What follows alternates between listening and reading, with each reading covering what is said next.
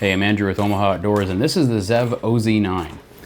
As a matter of fact, I've had two of these pistols for quite some time. They sent me the first pistol. I liked it a lot, but I thought the trigger could use a little improvement. Put about 800 rounds through it, no problems. Then all of a sudden they said, hey, we're gonna send you a second one. So I put this one aside, and I picked up the second pistol.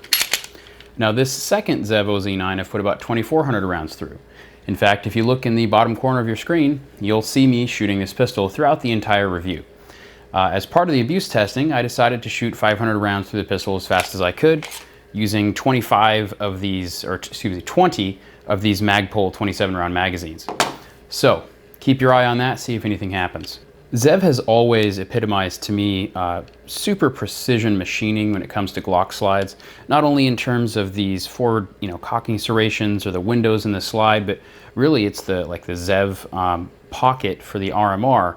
I was told by a Trijicon rep that ZEV does this so well that they're known at Trijicon for being able to install the optic, zero it, and then when they go to change batteries, remove the optic, replace it, and it goes right back to zero. They're that precise in how they machine that pocket.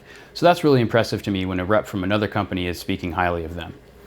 All right, so as always, our reviews are broken into 6 parts: accuracy, shootability, suitability, maintenance, abuse, and the nutshell.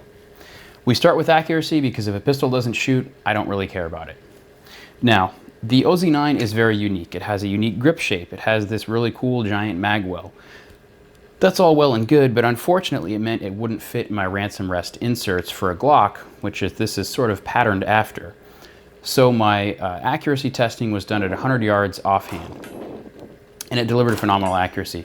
As a matter of fact, I was shooting this other ZEV OZ9 with just iron sights. Well, it's got a fiber optic front and then a plain black rear, which I really like. This is the perfect setup for me as far as sights go if we're not going to use night sights. And I was able to hit the target repeatedly at 100 yards. I found it to be a very precise pistol, so I was really impressed with the accuracy of both pistols, as a matter of fact.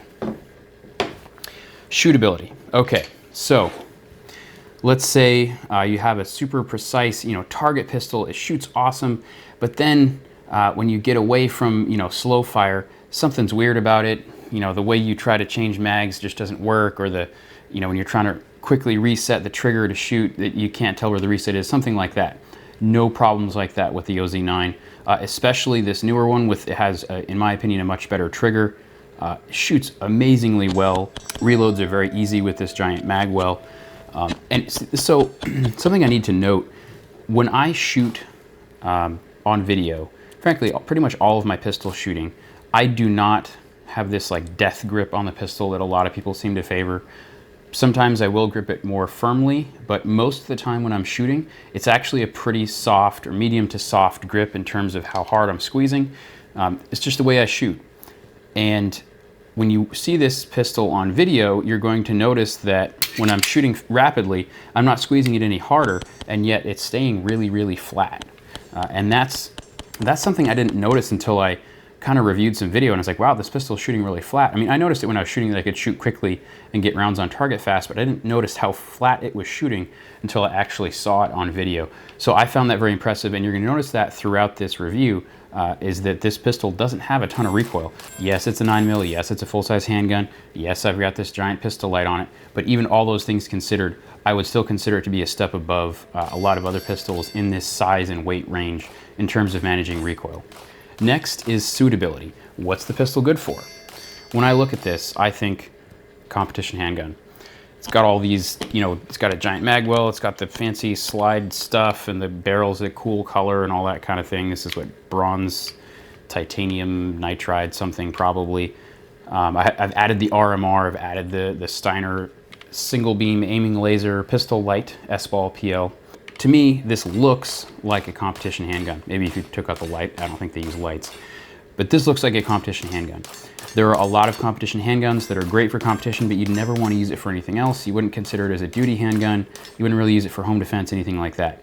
Not so here. I would recommend this to my friends who are in law enforcement for duty use. I would recommend this for home defense. Concealed carry, maybe not, just because of its size, but they do have an OZ9 compact now. I'm sure it would be great for concealed carry. Really, I think this pistol is great for just about everything.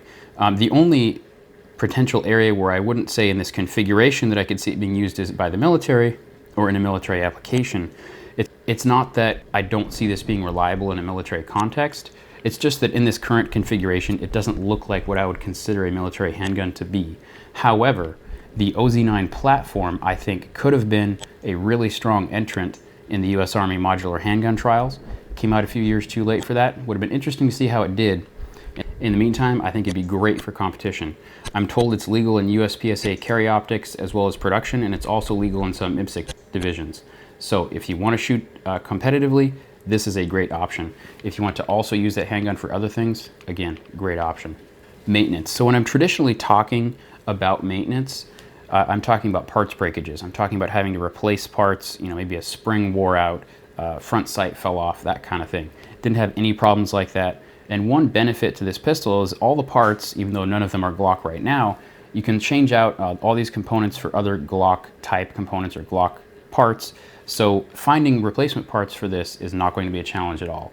Probably the easiest to maintain pistol you could find that's set up like this, or one of the easiest. Abuse. Now, because I see this as more of a competition handgun than a military handgun in its current configuration, I did not set out to do our traditional dust, mud, and water testing. We will be doing testing like that in our second video, but for this first video, the abuse testing that I was doing is what you've been seeing in the bottom corner of the screen. That is, I tried to shoot 500 rounds through it as fast as I could. My hand was quickly wearing out, my trigger finger was wearing out, I got some blisters on my thumb from loading the magazines, and I also got a blister on my trigger finger because I burned it on the trigger. The trigger got so hot that I was burning my finger. So I had to switch to my middle finger to pull the trigger. I went to shooting weak hand. It was a challenge. 500 rounds doesn't sound like much in the modern day. We talk about 10,000 round torture tests and all that sort of thing. 500 rounds is a lot when you have to shoot it back to back. When you have to just dump magazine after magazine. This was not super fun, but I did it. And I did it all with aluminum case blazer, so not what I would consider to be the absolute best ammunition on the market. I wanted to throw a worst case scenario at it in terms of not the greatest ammunition, a lot of heat, high round count, a relatively high round count, and of course, pulling trigger as fast as I could. Now, I had no malfunctions with either pistol throughout all the testing, period. However, I did have a couple interesting things happen. This pistol started firing basically short bursts. Not all the time, couldn't do it on command. Just one or two times, it would just fire 2 or 3 rounds instead of 1 round with the trigger pull.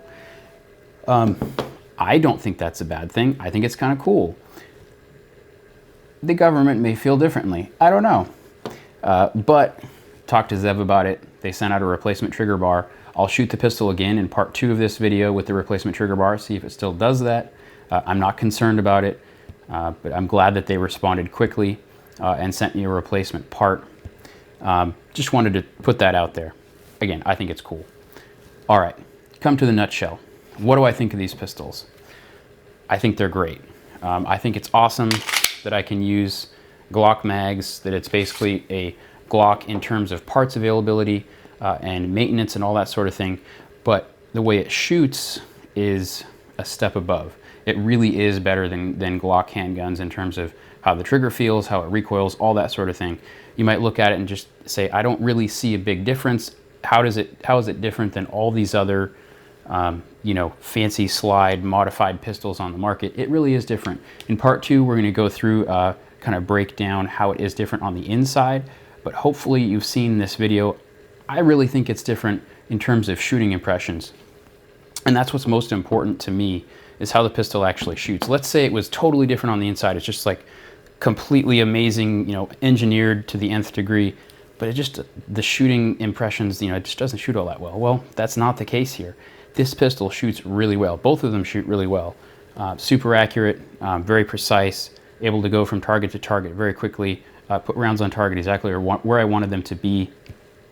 This pistol, I think, can hold its own against just about any other high-end pistol on the market. And if you are looking for something in this price range, I really don't think you're going to be disappointed. As always, thanks for your time. We appreciate everyone who watches our videos. Even if you don't like them, tell us about it. If you have complaints, you can comment. If you like the video, please also comment, and you can tell your friends about the video, but maybe don't tell the ATF. Have a nice day.